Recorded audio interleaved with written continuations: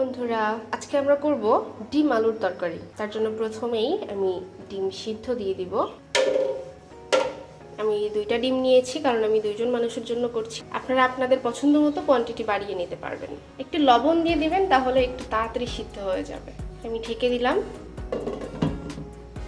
4 থেকে 5 মিনিটের মধ্যে ডিম দুটো সিদ্ধ হয়ে যাবে। ততক্ষণে আমি কাটাকুটি করে নিই।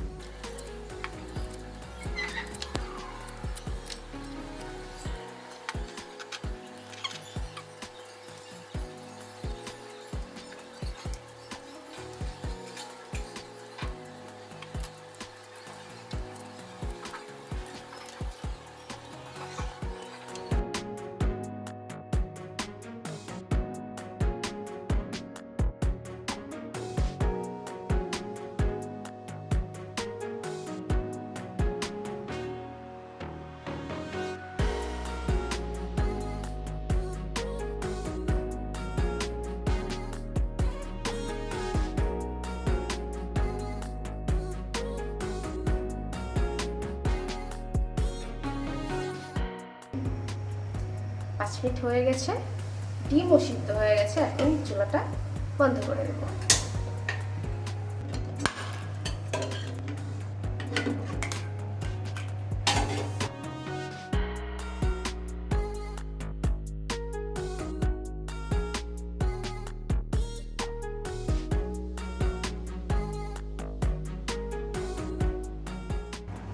ডিমগুলোকে আমি অর্ধেক করে কেটে নিব যেন ভেতরে মশলা যায়। আপনারা চাইলে আস্তেও রাখতে পারেন। সামান্য একটু তেল দিব।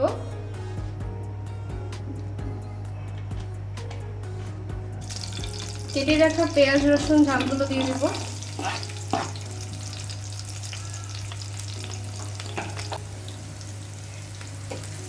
পেঁয়াজ রসুন ঝালগুলো বাদামি না হওয়া পর্যন্ত হালকা আঁচে ভাজা ভাজা করে নেবেন। পেঁয়াজ রসুন এরকম হালকা ভাজা ভাজা হয়ে গেলে সামান্য পানি অ্যাড করে নেব।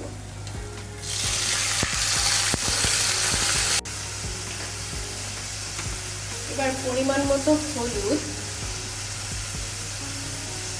লবণ, সামান্য জিরে গুঁড়ি, সামান্য গরম মশলার গুঁড়ো আর পরিমাণ মতো ঝালের গুঁড়ি, এগুলো দিয়ে এবার ভালোভাবে নাড়তে থাকুন। চাইলে সামান্য পানিও যোগ করে নিতে পারেন।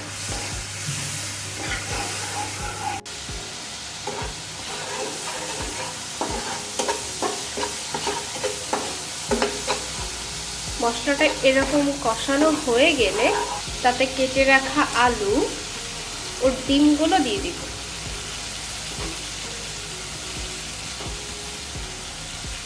বেশ খানিকটা পানি যোগ করে ঢেকে দেব। মাত্র 10 মিনিটেই তৈরি হয়ে গেল ডিম আলুর তরকারি।